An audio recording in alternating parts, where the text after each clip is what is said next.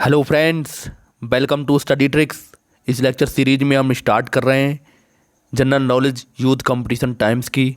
Friends, आप सब लोगों को बता दूं, इस बुक को लगभग मैंने 70% करा चुका हूं। बाकी 30% रह गया है, किसी कारणवश छूट गया था, उसे अब कंप्लीट करा दूंगा। तो आज हम डिस्कस करेंगे पॉलिटी का पार्ट नंबर 5। इससे पहले पॉलिटी के भी 4 पार्ट इस बुक के मैं डिस्कस कर चुका हूँ। इसके बाद पॉलिटी का एक पार्ट और आएगा और पॉलिटी ख़त्म हो जाएगी। उसके बाद जीके में जितने भी इस बुक से जितने भी क्वेश्चन रह गए, हिस्ट्री के, जियोग्राफी के और इकोनॉमिक्स के, उन्हें भी हम कवर कर लेंगे। तो ये बुक आपकी पूरी ख़त्म हो जाएगी। तो चलिए स्टार्ट करते हैं फिर आज का वीडियो। तो हर क्वेश्चन को आपको खुद से भी ट्राई करते रहना, जिससे आपकी इसकी प्रैक्टिस हो जाएगी। तो सबसे पहला क्वेश्चन है, भारतीय राष्ट्रीय ध्वज में अशोक चक्र क्या दर्शाता है? दोस्तों, भारतीय राष्ट्रीय ध्वज में अशोक चक्र क्या दर्शाता है? धर्म के नियत का चक्र। तो ऑप्शन नंबर इसमें हमारा डी करेक्ट हो जाएगा। आपको इसे ध्यान रखना है। भारत का राष्ट्रीय ध्वज अशोक चक्र को स्थान दिया गया है। अशोक चक्र में दोस्तों एग्ज़ाम में आपसे ये भी क्वेश्चन पूछ सकते हैं, अशोक चक्र में कुल 24 तीलियाँ होती हैं, तो इसे लेकर भी एग्ज़ाम में क्वेश्चन पूछा जा चुका है। अशोक चक्र धर्म एवं निष्ठा का प्रतीक है। अशोक चक्र नाम का एक शांति के समय पुरस्कार, वीरता का पदक दिया जाता है और इसे कौन देता है? राष्ट्रपति। कौन देता है? राष्ट्रपति। आपको इस चीज़ का भी ध्यान रखना है। और इसे दिया किसे जाता है? सैनिकों को। किसे दिया जाता है? सैनिकों को। शूरता और वीरता के बलिदान के लिए ये पुरस्कार दिया जाता है। कौन सा? अशोक चक्र। तो इससे जितने इंपॉर्टेंट पॉइंट हैं मैंने आपके सामने डिस्कस कर दिए हैं। चलिए अगला क्वेश्चन देखते हैं। कमल एक राज्य का फूल है। फ्रेंड्स, कमल कर्नाटक का एक राज्य फूल है। आपको इसे ध्यान रखना। ऑप्शन नंबर इसमें हमारा डी करेक्ट हो जाएगा। इसके अलावा फ्रेंड्स, हरियाणा, जम्मू और कश्मीर, तो इन राज्यों का भी ये राज्य फूल है। आपको इसे भी ध्यान रखना है। अगर ये ऑप्शन में दिए होते तो आपको ऑप्शन ये लगाना पड़ता कि इनमें से सभी, तो वो तो खैर ऑप्शन पर डिपेंड करेगा। आपको ये भी ध्यान रखना है कि हरियाणा और जम्मू कश्मीर का भी राज्य फूल कौन सा है? कमल। अगला क्वेश्चन है, झारखंड का राज्य फूल है। तो झारखंड का राज्य फूल कौन सा है? आपको इसे ध्यान रखना है, पलाश। ऑप्शन नंबर इसमें हमारा बी करेक्ट हो जाएगा। तो इसे आप ध्यान रखें। फ्रेंड्स, पलाश जो फूल होता है ये झारखंड के अलावा कौन से राज्य का है? आपको कमेंट करके मुझे बताना है। हो सकता है आपको पता हो। और इसे हम क्या कहते हैं? ढाक। इसी फूल को, पलाश को ढाक या फिर क्या कहते हैं? टेसू। क्या कहते हैं? टेसू। तो आप इसे ध्यान रखें और आपको बताना है झारखंड के अलावा किस राज्य का ये फूल होता है। नेक्स्ट क्वेश्चन हमारा, बुरंश का फूल का राज्य फूल है। तो बुरंश का फूल दोस्तों कहाँ का है? नागालैंड का। ऑप्शन नंबर इसमें हमारा बी करेक्ट हो जाएगा। तो आपको इसे ध्यान रखना है। फ्रेंड्स, त्रिपुरा की बात करते हैं तो त्रिपुरा का कौन सा है? तो त्रिपुरा का होता है नाग केसर। और तेलंगाना का भी आप ध्यान रख सकते हैं। तेलंगाना का कौन सा होता है? तेलंगाना का होता है तरवार। क्या होता है? तरवार। और इसी को क्या बोलते हैं? कसोद। क्या बोलते हैं? कसोद। और सिक्किम का कौन सा होता है? तो सिक्किम का भी आप ध्यान रखें। तो सिक्किम का होता है नोबल ऑर्किड। फ्रेंड, जितनी मैं जानकारी आपको दे रहा हूँ, हो सकता है आपको क्वेश्चन जो मैं क्वेश्चन आपको बता रहा हूँ इनमें से ना आए, और जो जानकारी एक्स्ट्रा दे रहा हूँ इसमें से क्वेश्चन आए, क्योंकि अभी NTPC CBT 1 का एग्ज़ाम हुआ है। तो इस जानकारी से क्वेश्चन आपको देखने को बहुत मिले हैं। डायरेक्ट क्वेश्चन नहीं मिला है, जानकारी से आपको बहुत क्वेश्चन देखने को मिले। तो अगर आप ग्रुप डी का एग्ज़ाम देंगे या फिर NTPC CBT 2 का एग्ज़ाम देंगे तो आपको इनमें से क्वेश्चन देखने को मिल सकता है। यहाँ तक कि आप कोई भी एग्ज़ाम देने जा रहे हैं तो इसकी प्रैक्टिस ज़रूर करें। ऐसा ना सोचें कि ये रेलवे के लिए बुक बनाई गई है तो रेलवे के ही क्वेश्चन पूछे जाएंगे। आपसे क्वेश्चन कहीं से भी पूछ सकते हैं। चलिए नेक्स्ट क्वेश्चन देखते हैं। नेक्स्ट क्वेश्चन हमारा, आंध्र प्रदेश का राज्य पशु कौन सा है? दोस्तों आंध्र प्रदेश का राज्य पशु कौन सा है? काला हिरन। ऑप्शन नंबर्स में हमारा सी करेक्ट हो जाएगा, तो आपको इसे ध्यान रखना है, काला हिरन। दोस्तों ये भारत के अलावा पाकिस्तान और नेपाल में पाई जाने वाली एक जाति है और भारत ने 1972 में 1972 वन्यजीव अधिनियम सूची बन के अंतर्गत काले हिरन पर क्या कर दिया है? काले हिरन की शिकार पर बैन लगा दिया है। तो आपको इसे ध्यान रखना है। अब हो सकता है आपको क्वेश्चन ये देखने को मिल जाए और कि काले हिरन पर शिकार पर बैन किस अधिनियम के तहत लगाया, तो आपको ध्यान रखना है 1972 अधिनियम के अंतर्गत। अगला क्वेश्चन देखते हैं, इनमें से कौन सा जीव भारत का राष्ट्रीय जल जीव है? तो भारत का राष्ट्रीय जल जीव कौन सा है? गंगा नदी की डॉल्फिन मछली। ऑप्शन नंबर इसमें हमारा सी करेक्ट हो जाएगा, तो आप इसको ध्यान रखें। फ्रेंड्स राष्ट्रीय प्रतीक की बात कर लेते हैं। तो भारत का राष्ट्रीय प्रतीक क्या है? तो इससे रिलेटेड भी एग्जाम में क्वेश्चन पूछ सकते हैं। तो क्या होता है? सारनाथ स्थित अशोक स्तंभ।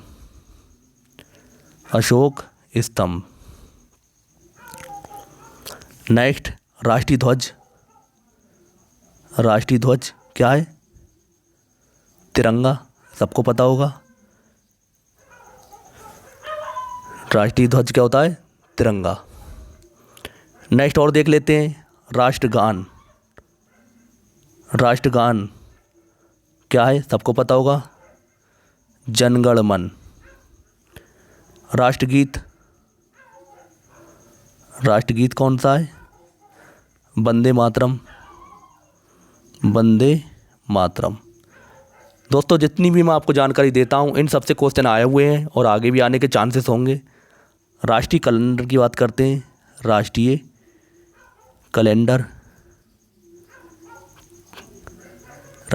कौन सा है? शक सावंत। तो ये भी एग्जाम में पूछ सकते हैं। नेक्स्ट हम बात करते हैं राष्ट्रीय पुष्प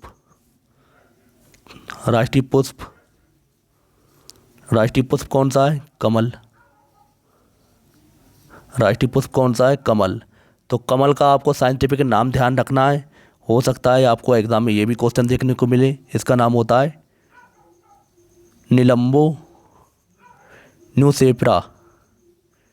न्यूसेफ्रा और क्या? गार्टन। तो कमल का अगर आपसे वैज्ञानिक नाम पूछा जाए तो आपको ये भी ध्यान रखना है, क्या नाम होता है? निलुम्बा न्यूसेफ्रा गार्टन। आई होप आपने इस चीज़ को ध्यान रखेंगे। राष्ट्रीय पशु की बात करते हैं। राष्ट्रीय पशु कौन सा होता है? बाघ। इसका आपको साइंटिफिक नाम ध्यान रखना है, वैज्ञानिक नाम ध्यान रखना है। इसका वैज्ञानिक नाम क्या होता है? Panthera tigris Linnaeus. तो आप इसको ध्यान रखें। राष्ट्रीय फल कौन सा है? राष्ट्रीय फल कौन सा होता है? आम का वैज्ञानिक नाम ध्यान रखें, मैग्नीफेरा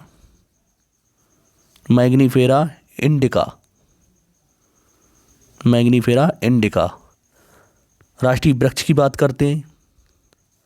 तो राष्ट्रीय वृक्ष कौन सा होता है? बरगद।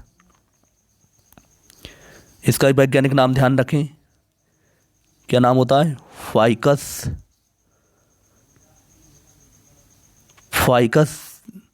पेंथालेंसिस। तो ये किसका नाम होता है? बरगद का। राष्ट्रीय नदी की बात करते हैं। आप सबको पता होगा राष्ट्रीय नदी कौन सी होती है? राष्ट्रीय नदी कौन सी है? गंगा नदी। तो आपको एक चीज़ और ध्यान रखना है, इससे एग्ज़ाम में क्वेश्चन पूछ सकते हैं। जो राष्ट्रीय नदी गंगा बनी है, कब बनी थी? तो ये बनी थी 4 नवंबर 2008 में। तो ये डेट ध्यान रखें, ये डेट भी एग्ज़ाम में आपसे पूछ सकते हैं। नेक्स्ट और देख लेते हैं राष्ट्रीय जलीय जीव, जो कि इस क्वेश्चन में दिया ही गया है, तो आपको इसे भी ध्यान रखना है। अगला क्वेश्चन हमारा, भारत का राष्ट्रीय प्रतीक किस सम्राट द्वारा निर्मित सिंह कैपिटल का एक प्रतिरूप है? इसी क्वेश्चन है, आपको बता चुका हूँ, अशोक के द्वारा। ऑप्शन नंबर हमारा एक करेक्ट हो जाएगा। और फ्रेंड्स, जो ये राष्ट्रीय प्रतीक है, इसे अपनाया कब गया था?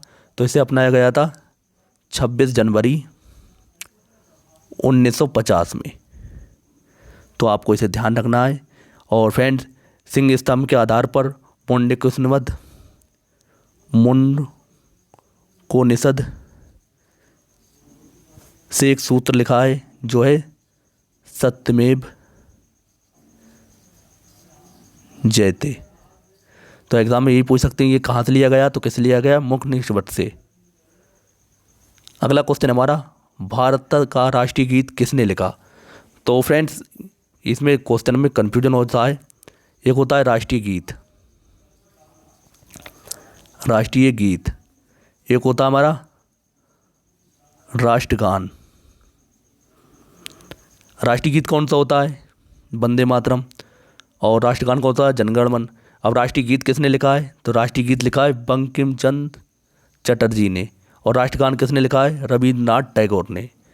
तो आप हो सकता है इसमें कंफ्यूज हो जाएं कौन सा किसने लिखा है। तो आपको बस एक छोटी सी चीज़ ध्यान रखना है, आपको हमेशा के लिए याद रहेगा। तो अगर आप देखेंगे राष्ट्रगान, गान में आपको क्या दिख रहा है? ना दिख रहा है। अगर आप ना देखेंगे, ना आपको किस में दिख जाएगा? रविंद्रनाथ में। लेकिन बंकिम चंद्र में आपको ना नहीं दिखेगा। तो इस तरह से रिलेट करके आप ध्यान रख सकते हैं। उम्मीद करता हूँ अगर आपको ऐसा क्वेश्चन आता है तो आप कंफ्यूज नहीं होंगे। तो इस क्वेश्चन में आपसे पूछा गया है भारत का राष्ट्रीय गीत किसने लिखा? तो किसने लिखा? बंकिम चंद्र ने, बंकिम चंद्र चटर्जी ने। सॉरी। तो इसमें ऑप्शन नंबर हमारा बी करेक्ट हो जाएगा। नेक्स्ट क्वेश्चन हमारा, वर्तमान में प्रचलित भारतीय राष्ट्रीय ध्वज का डिजाइन किसके द्वारा तैयार किया गया था? दोस्तों, ये किसके द्वारा तैयार किया गया था? आपको इसे ध्यान रखना है। तो ये तैयार किया गया था पिंगाली बकैया के द्वारा। ऑप्शन नंबर हमारा सी करेक्ट हो जाएगा। आपको इसे ध्यान रखना है। और ये कब आया गया था? 22 जुलाई 1947 में। तो आप इस चीज़ को भी ध्यान रखें।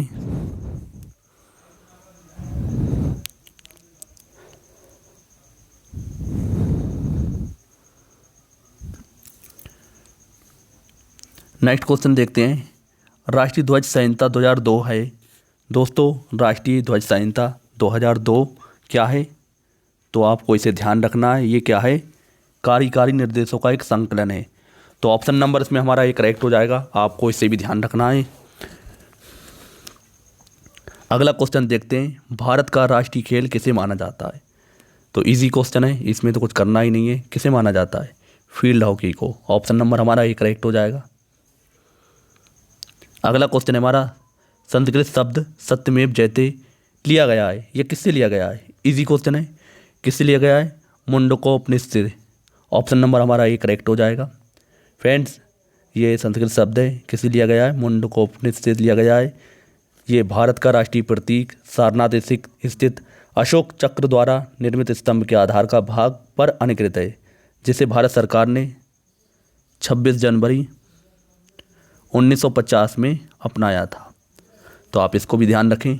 अगला क्वेश्चन देखते हैं, भारत के राष्ट्रगान के रचयिता कौन है? तो अभी आपको मैंने ट्रिक बताई है, तो आपको यहाँ कंफ्यूज नहीं होना है। आपको देखना है ना आपको कहाँ दिख रहा है? नाथ में, रविंद्रनाथ टैगोर। ऑप्शन नंबर इसमें हमारा ए करेक्ट हो जाएगा।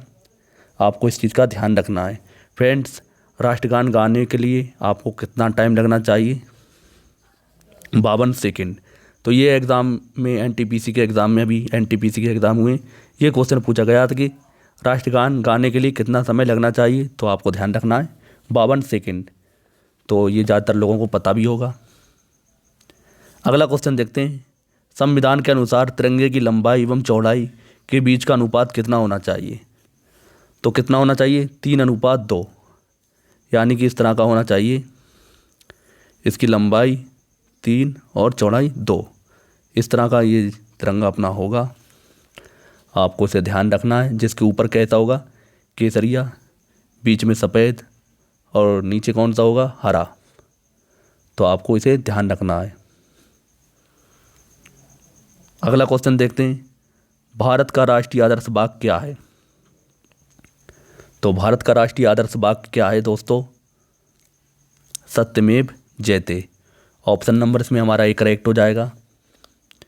वंदे मातरम किसने लिखा था, बंकिम चंद्र चटर्जी ने। और इस चीज़ का आप ध्यान रखेंगे। जय जवान जय किसान नारा किसने दिया था, लाल बहादुर शास्त्री ने। और जय हिंद नारा किसने दिया था, सुभाष चंद्र बोस ने। तो ये भी एग्जाम में क्वेश्चन पूछ सकते हैं। अगला क्वेश्चन है हमारा, निम्न में से कौन सा आंध्र प्रदेश का राज्य पशु है। तो इनमें से कौन सा पशु आंध्र प्रदेश का राज्य पशु है, कृष्ण मृग। ऑप्शन नंबर हमारा बी करेक्ट हो जाएगा। आप इसको ध्यान रखेंगे। और 2018 में इसकी घोषणा की गई थी, इस चीज़ को भी आप ध्यान रखें। अगला क्वेश्चन देखते हैं, धार आयोग और जेपीबी समिति का गठन का उद्देश्य क्या था। दोस्तों इसका उद्देश्य क्या था, भाषाई आधार पर आधारित राज्यों के पुनर्गठन की व्यवहार्यता को देखना। तो ऑप्शन नंबर इसमें हमारा सी करेक्ट हो जाएगा। अगला क्वेश्चन देखते हैं, भारतीय महिला आयोग का प्रथम पुरुष सदस्य कौन बना। दोस्तों ये कौन बना था, उस समय के करंट अफेयर के हिसाब से क्वेश्चन पूछा गया था। तो कौन बना था फ्रेंड्स, आलोक रावत। ऑप्शन नंबर हमारा डी करेक्ट हो जाएगा।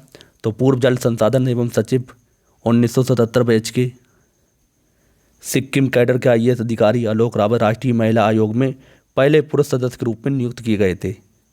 तो आपको इस चीज़ का भी ध्यान रखना है। अगला क्वेश्चन हमारा, 1953 में पहला पिछड़ा वर्ग आयोग की अध्यक्षता में नियुक्त किया गया था। तो किसे नियुक्त किया गया था, कालेलकर को। ऑप्शन नंबर हमारा ए करेक्ट हो जाएगा। फ्रेंड्स अब तक 2 पिछड़ा वर्ग आयोग का गठन किया जा चुका है। तो 1953 में, कब, 1953 ईडी में पहला पिछड़ा वर्ग आयोग को गठित किया गया था। और इस अध्यक्षता किसने की थी, काका साहब कालेलकर की अध्यक्षता में। और दूसरा कब हुआ था, तो दूसरा हुआ था 20 सितंबर 1978 में। तो इसकी अध्यक्षता किसने की थी, बिंदेश्वरी प्रसाद मंडल ने। तो ये क्वेश्चन भी आपसे एग्जाम में पूछ सकते हैं। और इसका जो पिछला वर्ग आयोग का गठन कौन करता है, तो इजी क्वेश्चन है, राष्ट्रपति। इस चीज़ का भी ध्यान रखें। अगला क्वेश्चन देखते हैं, किस वर्ष प्रथम राज्य पुनर्गठन आयोग की स्थापना की गई थी। तो कब की गई थी, 1953 में। ऑप्शन नंबर हमारा सी करेक्ट हो जाएगा। फ्रेंड्स 22 दिसंबर 1953 में न्यायाधीश फजल अली की अध्यक्षता में प्रथम राज्य पुनर्गठन आयोग का गठन किया गया था। इस आयोग में 3 सदस्य न्यायमूर्ति फजल अली और इनके अलावा कौन थे, हृदयनाथ कुंजरू और एक थे के एम पड़ेकर। तो इन्होंने वर्ष 1956 में राज्य पुनर्गठन अधिनियम संसद में पास करवाया था। अगला क्वेश्चन हमारा, रेड क्लिफ आयोग नियुक्त किया गया था। तो भारत और पाकिस्तान के बीच सीमा निर्धारित करने के लिए। ऑप्शन नंबर हमारा सी करेक्ट हो जाएगा। फ्रेंड्स रेड क्लिफ रेखा 17 अगस्त 1947 को भारत विभाजन के बाद भारत और पाकिस्तान के बीच ये सीमा बन गई थी। तो आप इसको ध्यान रखेंगे। सर सिरिल रेड क्लिफ की अध्यक्षता में गठित सीमा आयोग द्वारा रेखा का निर्धारण किया गया था। अगला क्वेश्चन है हमारा, कौन से भारतीय मुख्यमंत्री के पिता महाराजा थे। तो किसके थे, कैप्टन अमरिंदर सिंह के। ये कहाँ के मुख्यमंत्री हैं, पंजाब के। तो आपको इस चीज़ का भी ध्यान रखना है। अगला क्वेश्चन हमारा, किस संवैधानिक कानून के माध्यम से भारत और पाकिस्तान 2 स्वतंत्र राष्ट्रों में विभाजित किए गए थे। तो किस आयोग के? तो भारतीय स्वतंत्रता अधिनियम 1947 के। ऑप्शन नंबर हमारा ये करेक्ट हो जाएगा। इस चीज़ को आप ध्यान रखें, क्वेश्चन पूछ सकते हैं। अगला क्वेश्चन हमारा, अमेरिकी इतिहास में राष्ट्रपतियों के सबसे प्रसिद्ध भाषणों में से एक दी गेटिसबर्ग एड्रेस है। उस अमेरिकी राष्ट्रपति का नाम बताएं जिन्होंने ये महत्वपूर्ण भाषण दिया था। तो ये भाषण किसने दिया था? अब्राहम लिंकन ने। ऑप्शन नंबर हमारा एक करेक्ट हो जाएगा। इस चीज़ को भी आप ध्यान रखें। अगला क्वेश्चन हमारा, सार्क के सदस्य देश विश्व के किस भाग के हैं? अच्छा क्वेश्चन है, किस भाग के हैं? दक्षिण एशिया के। ऑप्शन नंबर हमारा ए करेक्ट, बी करेक्ट हो जाएगा इसमें। तो ये 8 देशों का एशिया का एक ग्रुप होता है सार्क, और इसे 8 दिसंबर 1985 में इसका गठन किया गया था। इसके सदस्य थे उस टाइम भारत, पाकिस्तान, बांग्लादेश, श्रीलंका, नेपाल, मालदीव और कौन था? भूटान। तो इस चीज़ का आप ध्यान रखेंगे। लेकिन अप्रैल 2007 में 14वें शिखर सम्मेलन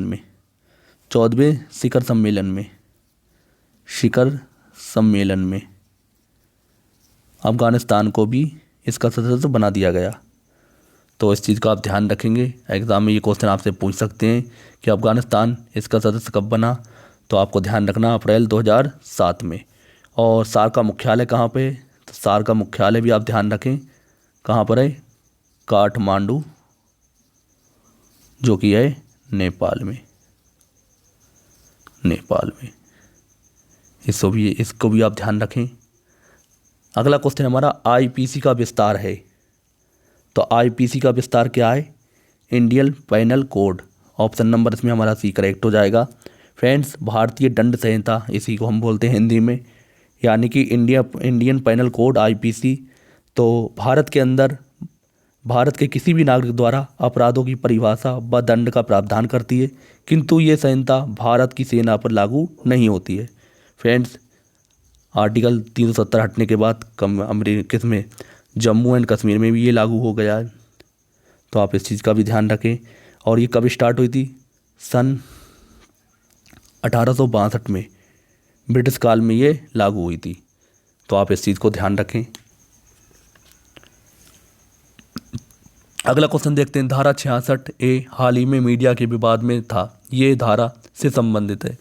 दोस्तों, उस समय के हिसाब से करंट अफेयर का क्वेश्चन है। तो किससे संबंधित है ये? सूचना प्रौद्योगिकी से। तो ऑप्शन नंबर इसमें हमारा डी करेक्ट हो जाएगा।